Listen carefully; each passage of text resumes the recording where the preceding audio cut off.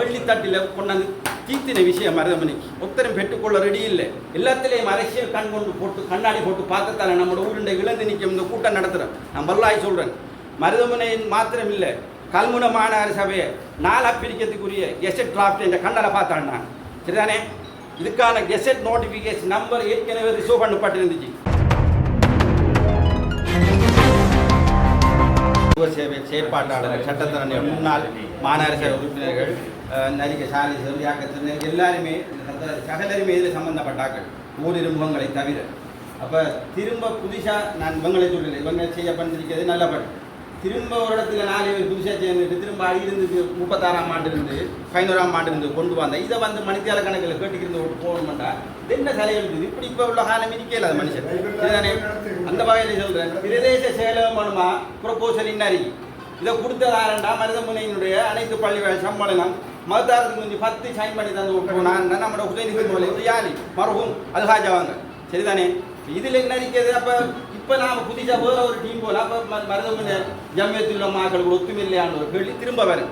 அப்போ இந்த letter head போய்யா, வச்ச கையப்பம் போய்யா, நாங்கள் கூடின கூட்டம் போய்யா, எடுத்த மீட்டிங் மினிட்ஸ் பிள்ளையா, கண்ணக்குடி பள்ளிவாசலுக்குள்ள ஆளை வச்சிக்காம நாங்கள் கூட்டி போன அரசியலாம் கொஞ்சம் பிரச்சனை. அப்போ அதுக்காக முன்கூட்டில் இருந்து கூட்டத்தை நடத்தி போட்டு அப்புறம் ஹரிசம்பி போய் தனியை சந்திச்சு கல்முனைக்கு தமிழ் டிவிஷன் கெசட் பண்ண இருந்தது. அப்போதே ஜனாதிபதியை சந்திச்சா தடுத்து கொடுக்கிறது. அதாவது சார் அதிலிருந்து அவடத்தில் முடிவெடுப்படுது என்னென்னா மருதமணியாக்கள் போய் இந்த கூட்டத்தை நீங்கள் வைக்கணும். அதில் உலமா சபை தலைவராக அந்நேரம் வந்திருந்தது நம்மளோட அகமோலான் சர்மோலான சார் அவங்க. அப்போ நான் செய்ததை சொல்லி காட்டண்டில்லை.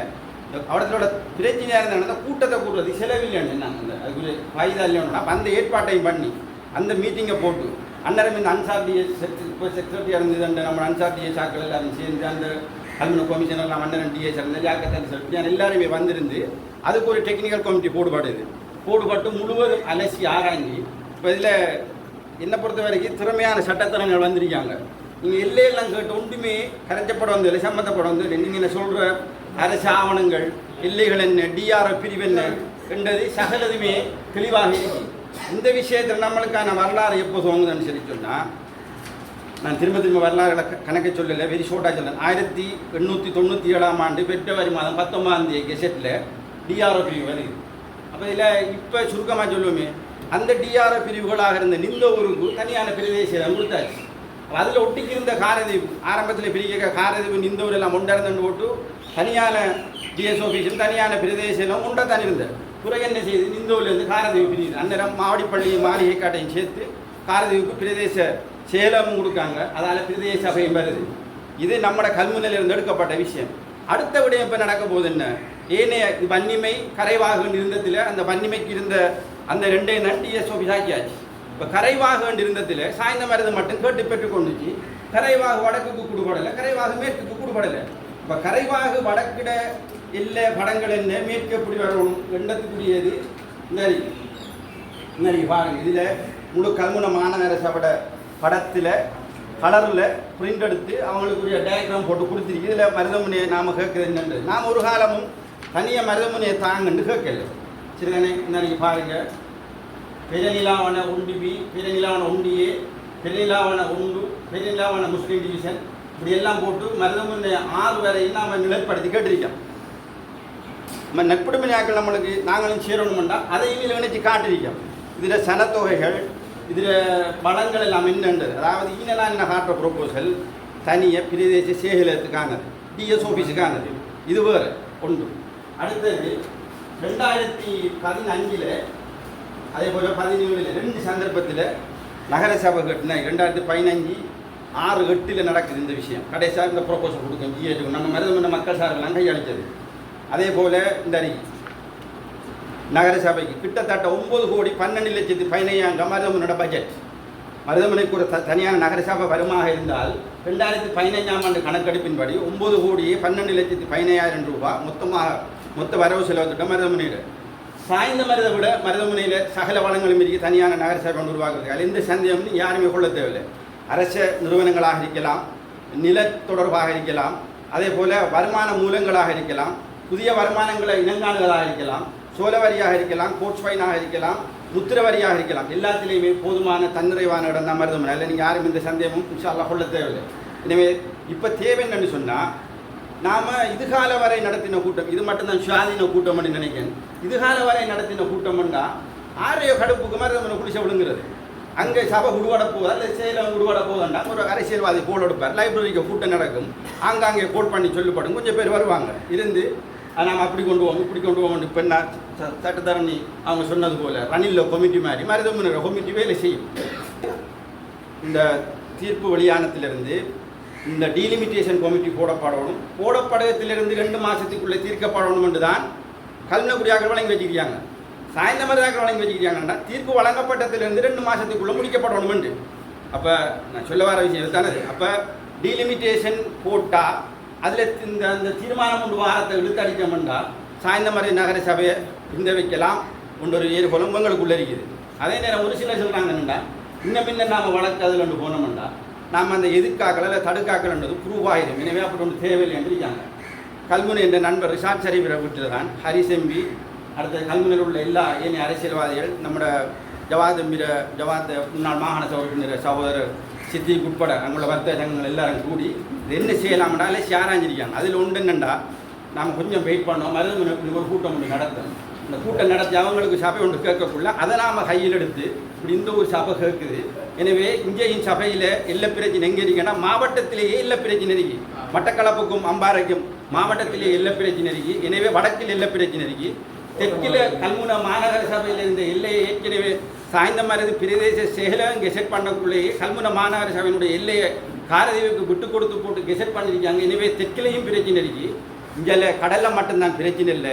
அதில் கடலில் பிரச்சனை இல்லைன்றதுக்கான குருவை மசூர்மௌலான காலத்திலிருந்து நம்மளோட கார் இப்ராஹிம் சார் சாலிசரு தெரியும், இந்த வரலாற்றில் எல்லாம் எழுதிருக்கு தெளிவாக. நாங்கள் கொடுத்த ப்ரொபோசலில் அதாவது அமைச்சர் என்ன செஞ்சாருன்னு சொன்னால் இதெல்லாம் வெள்ளித்தட்டில் கொண்டாந்து தீர்த்தின விஷயம். மருதமணிக்கு ஒருத்தரும் பெற்றுக்கொள்ள ரெடி இல்லை. எல்லாத்திலையும் அரசியல் கண் கொண்டு போட்டு கண்ணாடி போட்டு பார்த்ததால நம்மளோட ஊருண்டை இழந்து நிற்கும் இந்த கூட்டம் நடத்துகிறோம். நான் வரலாய் சொல்கிறேன், மருதமுனையின் மாத்திரம் இல்லை கல்முனை மாநகர சபையை 4 பிரிக்கிறதுக்குரிய கெசட் டிராஃப்ட் என்ற கண்ணலை பார்த்தாள் நான். சரிதானே? இதுக்கான கெசட் நோட்டிஃபிகேஷன் நம்பர் ஏற்கனவே ரிசர்வ் பண்ணப்பட்டிருந்துச்சு. ஆனால் தெரியும் தானே பழைய அரசாங்கம் மஹிந்த காலத்தில் எப்படின்னா எப்போ கெசட் வெளிவரணுமோ பழைய டேட்டுக்கு நம்பர் ரிசர்வ் பண்ணப்பட்டுரும். இங்கே எலெக்ஷன் நடந்து போக கெசட் வெளிவரும். அந்த சிஸ்டத்தில் டிராஃப்டை போட்டு வரக்குள்ள கயானி என்ற ஒரு சட்டத்தரணி தான் அந்த உள்ளூராட்சி மாகாண சபையில் அமைக்கிற அந்த டிராஃப்டை போட்டாள். ஒரு பெண் லேடி ஒன்று சட்டத்தரணி. அவள் என்ன செய்கிறா, அவருக்கு அக்கரைப்பத்துக்கு இந்த இமெயில் அனுப்பி அவர் கிழக்கு வாசலில் வச்சு பிரிண்ட் அவுட் எடுத்து ஒன்றா பார்க்க. நான் இப்போ சொல்கிறேன், கல்முனை மாநகர சபையிலிருந்து எந்த சபை கொடுக்கண்டாலும் நகர சபை தான் கொடுக்கலாம், பிரதேச சபை கொடுக்கவே இல்லாது. அதாவது சொன்ன விஷயம். இதை வச்சு போட்டுவே பேசக்குள்ள மருதமுனைக்கு பிரதேச வேண்டி பேசுறது, சாஞ்ச மருதுக்கு பிரதேச வேண்டி பேசுறது. அப்போ வழக்கம் ஒரு மீடியா பிரீஃப்லேயே நம்மளோட ஒரு ஆரணத்தை நெஞ்சுட்டுவாங்க, வழங்கப்படுத்தி விட்டுவாங்க. அடுத்தது சாய்ந்த மருதினுடைய விடயம் என்னென்னு சொன்னால் டெக்னிக்கல் ரீதியாக கச்சேரியில் நல்லாட்சி அரசாங்கத்தில் ஒரு கமிட்டி ஒன்று போடுவாங்க. 2017, 3, 16 நீங்கள் அதுக்கடையில் நீங்கள் தரவணும் ஒன்று போடுபட்டது. அதில் 3 விஷயம் நம்போல் பண்ணப்பட்டது. சாய்ந்த மருதுக்கான புதிய சபை அமைத்தல், சம்மாந்துறை நகர சபையார் தலைமையேற்றுதல், கல்முனையுடைய பிரிப்பு. இதுக்காக போடப்பட்டதில் தான் நாம் ஒஃபிஷியலாக இந்த ப்ரொபோசலை கையளித்திருக்கோம், ஜிஐட்ட வழங்கப்படுத்திருக்கோம், மாகாண சபை கொடுத்திருக்கோம். சரிதானே? ஓ விளங்கலை. இதில் ஏனைய இடங்களால் கொடுக்கப்பட்டதுகளுக்குள்ள சாய்ந்த மருதுக்கு இப்போ ரணில் விக்ரமசிங்கிற அந்த டெக்னிக்கல் அவ்வளோக்குள்ளேயும் எல்லாமே ஒத்துப்போனது சாய்ந்த மருது தான். அதாவது வருமானம், சனத்தொகை, தனியாக ஒரு கெசட் அடிக்கணும், டிஎஸ் டிவிஷன் அடிக்கணும், எல்லாம் சாய்ந்த மருதுக்கு இருக்கு. அதுக்காக வேண்டி மருதமனைக்கு இல்லைன்னு இல்லை. முனிசிபல் ஓர்டினன்ஸ் என்ன சொல்லுதுன்னு சொன்னால் உள்ளூராட்சி மாகாண சபைகள் அமைச்சரானவர் எல்லைகளை குறித்தொதுக்குவதூடாக வர்த்தமானி அறிவித்தல் மூலம் புதிய சபைகளை பிரகடனை செய்யலாம். இதுதான் முனிசிபல் ஓர்டினன்ஸ் சொல்லுது. அப்படி தானே நான் நினைக்கிறேன். அப்போ அதுக்கு அப்படி உருவான அக்கரைப்பத்தடுங்கணும். இலங்கையில் ஆக சின்ன பிரதேசம் அக்கரைப்பத்து பிரதேசம், வெறும் ஒரு தனியான ஒரு பிரதேச சபையாக இருந்த ஒரு ஏரியாவை டிக்ளேர் பண்ணி முனிசிபல் ஆக்குறார். நான் ஒரு சபை தான் உருவாக்கணும்னு சொல்லுவார். அதாவது பிரதேச சபை இருந்ததில் பிரித்து மாநகர சபை 2 சபை. அது மாதிரி தான் மருதமனைக்கு அந்த அந்தரம் இதை எடுக்கிறதுக்கு பெருகத்துக்கு நம்மளோட ஊராக்கள் ரெடி இல்லை. அவர் அல்மனார் ஸ்கூலுக்குள்ளே கூட்டம் போட வச்சு காலஞ்சன்ன மருவம் ஹனிஃபா மௌலியோட தலைமையில் மருதமுனையிலிருந்து 40 பேருக்கு மேற்பட்டாக்கள் அக்கரைப்பத்து மாநகர சபை கட்டடத்தில் போய் மகஜர் கையளித்தது, இங்கே சந்தித்தது, கிழக்கு வாசலில் சந்தித்தது, கடைசியில் கச்சேரிக்கும் கொண்டு கொடுத்தது. ஆனால் இப்போ நாம் இந்த கட்டத்தில் வந்திருக்கோம். நமக்கு 2 வழி இலகுவான வழி, நல்ல சட்டத்தரணிகள் வந்திருக்கிறதால பழைய அந்த கரைவாகு வடக்குன்றது அப்படியே எங்களுக்கு என்னென்ன கேட்கலாம். நீங்கள் காரதீவு கொடுத்தாச்சு, இந்த ஒரு கொடுத்தாச்சு, சாஞ்ச மருந்து கொடுத்தாச்சு. அப்படி ஒவ்வொன்றா கழிஞ்சிக்கு வருது அந்த செக்ஷனாக. இந்த கல்முனை தொகுதி என்று இருந்தோம் ஒன்றா போய் இதுக்கு வருது. அப்போ அடுத்த இது வர போது என்ன இஞ்சல் இருக்கிறதுல இப்போ அவங்க இல்லைக்கு கண்ட எவ்வளத்தால் கேட்கணும், தாளை ஓட்டுவானால கேட்கணும். அவங்களுக்கு கேட்கறதுக்குள்ள பிரச்சனை என்னென்னா மருதமுனை எவ்வளத்தால் கேட்டு இஞ்சலை மிஞ்சுதோ அதை வச்சு நாம் எடுக்கதா அல்லது இதுக்குள்ளே நாம் ஒரு பவுண்டரி போடுவதான்ற நிலப்பாடு. அதாவது மினிஸ்டர் என்ன சொன்னார், நீண்ட காலத்திலேயும் தற்போது உள்ள பிரச்சனைக்கு உடனடி தீர்வாகும் அவர் சொன்னேன் இல்லை, ரெஸ்ட் ஹவுஸ் ஹோட்டலை வாங்கும் அப்படியே கொண்டு வந்து கிஜிரார் ஹோட்டலை கொண்டு வந்து எடுப்போம். அவங்க ஏற்றுக்கொள்ளலை. நான் இருந்தாலும் தெளிவாக சொல்லணும்டா எனக்கிட்ட தான் சொன்னார். சாஞ்சமது பக்த சங்கத்தை ஏற்பாடு பண்ணி அனுப்பி சொன்னார். உஷா இக்பால் அண்ணன் பக்த சங்க தலைவர் அந்த சாஞ்சமருதாக்கள் போய் சந்திச்சாங்க. கல்முனை ஆக்கள் அனுப்பி சொன்னார். ஜவாதாக்கள் தம்பி அவர் ஹாத்திமாக்களை தலைமையில் ஒரு டீம் ஒன்று போச்சு. கல்முனை தமிழாக்களை அனுப்பி சொன்னார். லிங்கனான்ற கல்முனை தமிழாக்களை வச்சு அந்த டீம் அனுப்பினோம். கல்முனை தமிழாக்கள் கேட்டோம், எங்களுக்கு தாளவட்டம் தராட்டி சார் நாங்கள் எடுக்க மாட்டோம்னு சொல்லி இந்த தமிழாக்கள் எல்லாரையும் சேர்த்து தரணும். நீங்கள் சொல்கிற ரெஸ்ட் ஹவுஸ் ரோட்டுக்கு நாங்கள் இணங்க மாட்டோம், தரவ கோயிலில் வரணும்ன்ற விஷயத்தான் அவங்க வலியுறுத்தினாங்க. நட்புடிமனை ஆக்களை கல்முனை அரசியல் தூண்டுட்டு எப்படின்னா நீங்கள் அங்கே போகிற போய் அங்கே செல்லுங்கன்னு அந்த ஆக்கள் அதான் உள்ள ரவுண்ட் அப் பண்ணி ரவுண்டு கட்டி இறக்கி பிடிச்சி நீங்கள் நட்புடிமனை எப்படி தமிழாக்கள் காவு கொள்ள வைப்பது விஸ்வரூபமான பிரச்சனை ஒன்று போச்சு. அப்போ அவர் என்ன சொன்னார், அதாவது சார் நட்புடிமனை பாரத முஸ்லீமாக்களை எப்படி தமிழ் சபை கவனிக்குதோ அப்படித்தான் இந்த தமிழாக்களில் இந்த கல்முனை சபை கவனிக்கும். அதாவது ரெஸ்ட் ஹவுஸ் ரோட்டாக வரக்குள்ள ரெஸ்ட் ஹவுஸ் ரோட்டுக்கும் இந்த இதுக்குள்ளே தரவு கோயில் இந்த கடற்கரைப்பள்ளி ரோட்டுக்கு கூட தமிழாக்கள் வருவாங்க. அவங்கள எப்படி கல்முனை முனிசிபல் ரீட் பண்ணுதோ அதுக்கு ஈக்குவலான ட்ரீட்மெண்ட் அங்கே தமிழ் சபை நட்புடிமனை கொண்டு கொண்டு வின் சிச்சுவேஷன் அடிப்படையில் இதுதான் சாத்தியம் என்று கொண்டு வந்தார். தாங்க ஒரு திரும்பிட்டுக் கொள்ளுது. மெகா தொலைக்காட்சி என்றும் உங்களோடு.